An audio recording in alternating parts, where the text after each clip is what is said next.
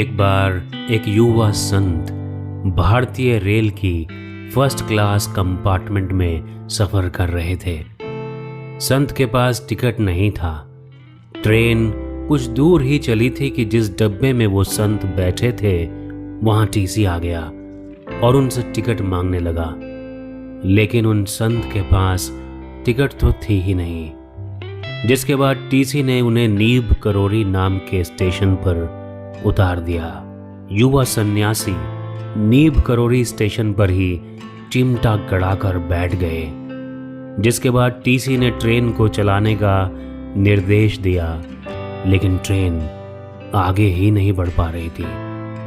Pilot लगातार कोशिश करता रहा, लेकिन थक हार कर बैठ गया। सारा रेलवे महकमा परेशान हो उठा। सबने प्रयास कर लिया, लेकिन ट्रेन नहीं चल सकी।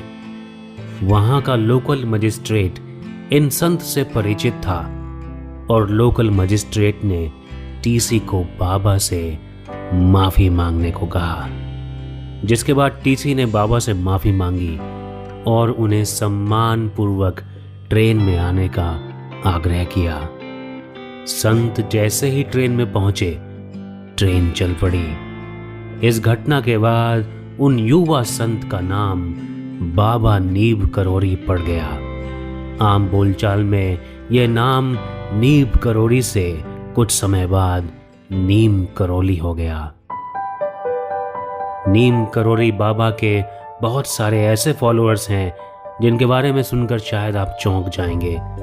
जिस फेसबुक को आप रोज यूज करते हो, उसके फाउंडर, एप्पल कंपनी के founder Steve jobs, Hollywood actress Julia Roberts, ये लिस्ट काफी लंबी है। नीम करोली बाबा को महाराज जी बोला जाता है।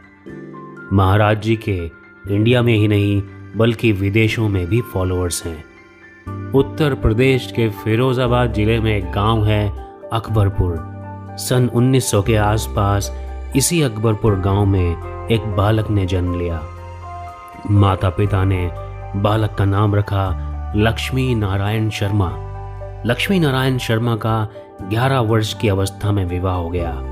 विवाह के कुछ समय बाद ही लक्ष्मी नारायण शर्मा ने संन्यास ले लिया। घर और गृहस्थ जीवन त्याग कर लक्ष्मी नारायण शर्मा गुजरात के राजकोट के एक आश्रम में पहुंचे। इस आश्रम में लक्ष्मी नारायण शर्मा बन गए लक्ष्मण दास। लक्ष्मण दास ने राजकोट आश्रम में अपनी साधना शुरू कर दी। ट्रेन की घटना के बाद लक्ष्मण दास का नाम नीम करोली महाराज पड़ गया। कहा जाता है कि नीम करोली बाबा को 17 वर्ष की आयु में ही ईश्वर का साक्षात्कार हो गया था। वे बजरंग बली को अपना गुरु और आराध्य मानते थे। नीम करोली बाबा ने अपने जीवन काल में करीब 108 हनुमान मंदिरों का निर्माण करवाया। लाखों फॉलोअर्स, जिनमें कुछ बिलियन डॉलर्स कंपनी के मालिक हैं, इन सब के बावजूद वे आडंबर से दूर रहना पसंद करते थे और एक आम इंसान की तरह रहा करते थे। स्टीव जॉब्स एप्पल कंपनी के फाउंडर थे और जब वो अपनी जिंदगी में स्ट्रगल कर रहे थे, उनके दिमाग में बहुत सारे सवाल थे। वो अपने सवालों का जवाब चाहते थे और हिंदुस्तान की आध्यात्मिक धरती से बेहतर कौन सी जगह हो सकती थी। वो भी आ पहुंचे नीम करोली आश्रम। बताया जाता है कि यहाँ से जाने के बाद स्टीव जॉब्स को एक नई दिशा मिली और उसी के प्रभाव से उन्होंने एप्पल कंपनी का डंका पूरी दुनिया में बजा दिया।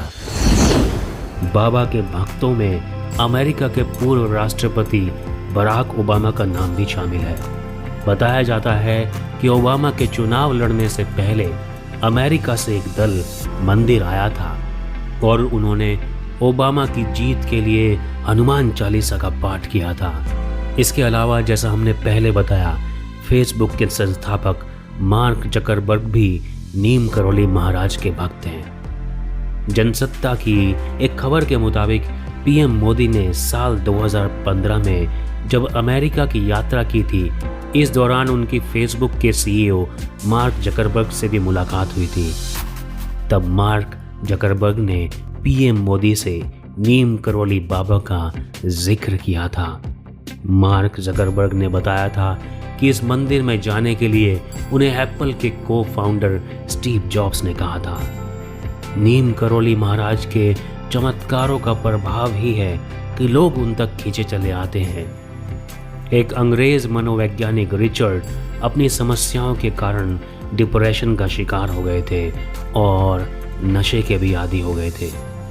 घूमते फिरते एक बार वो नीम करौली आश्रम कैंची धाम पहुंचे। वहां बाबा का मजाक उड़ाने के लिए उन्होंने बाबा को LSD के नशे की 2 गोलियां देकर कहा, बाबा इन्हें खाकर देखो, इनसे स्वर्ग का रास्ता खुल जाता है। नीम करौली महाराज ने उनसे पूछा, तुम्हारे पास ऐसी कितनी गोलियां हैं? उस अंग्रेज ने मुट्ठी भर गोलियां बाबा के हाथ में दी। बाबा एक बार में सारी गोलियां खा गए।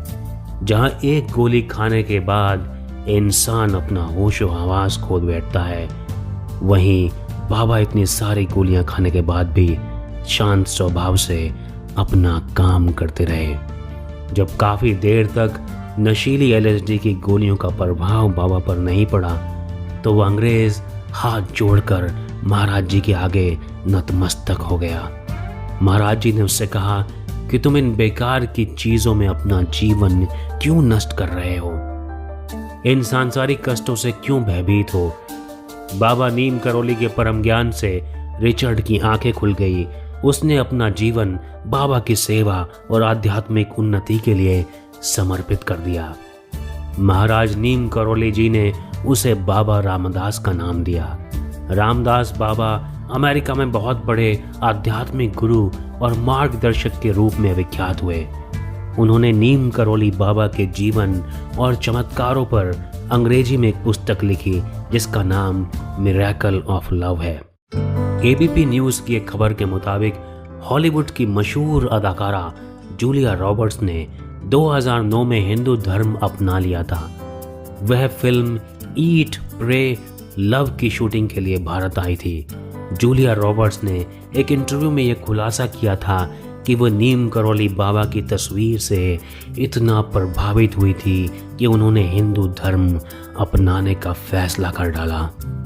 जूलिया इन दिनों हिंदू धर्म का पालन कर रही हैं। वो अपने पति और 3 बच्चों के साथ मंदिरों में प्रार्थना करने भी जाती हैं। महाराज जी ने अपने देह त्याग के संकेत पहले ही दे दिए थे। वो एक कॉपी में प्रतिदिन राम नाम लिखते थे। मृत्यु के कुछ दिन पहले उन्होंने वो कॉपी आश्रम की प्रमुख श्री मां को दे दी और कहा, अब इसमें तुम राम नाम लिखना। 9 सितंबर 1973 को बाबा नीम करौली कैंची धाम से आगरा के लिए निकले। रास्ते में उन्होंने अपना प्रिय थर्मस भी ट्रेन से बाहर फेंक दिया। उन्होंने कहा, इंसान को किसी भी चीज का मोह नहीं करना चाहिए। 10 सितंबर 1973 को मथुरा स्टेशन पर पहुंचते ही महाराज जी बेहोश हो गए। उन्हें तुरंत रामकृष्ण मिशन अस्पताल ले जाया गया। वहीं उन्होंने 10 सितंबर 1973 को अनंत चतुर्दशी की रात्रि में इस नश्वर शरीर को त्याग दिया। उत्तराखंड के नैनीताल के पास पंतनगर में नीम करौली बाबा का समाधि स्थल है। कहा जाता है कि अगर यहाँ पर कोई अपनी मुराद लेकर पहुंचता है तो बाबा उसे खाली हाथ नहीं लौटने देते हैं। इस स्थान पर हनुमान जी की भव्य मूर्ति के साथ साथ बाबा नीम करौली की भी एक मूर्ति है। कैंची धाम की स्थापना बाबा ने साल 1964 में की थी। नीम करौली बाबा भले ही दुनिया में ना हो, लेकिन उनके आश्रम कैंची धाम में अब भी भक्तों श्रद्धालुओं का वैसा ही मजमा लगता है। ये थी बाबा नीम करौली की कहानी। और कहानियां सुनने के लिए हमारे चैनल स्टोरी बाबा को सब्सक्राइब करें और बेल आइकन को प्रेस करें।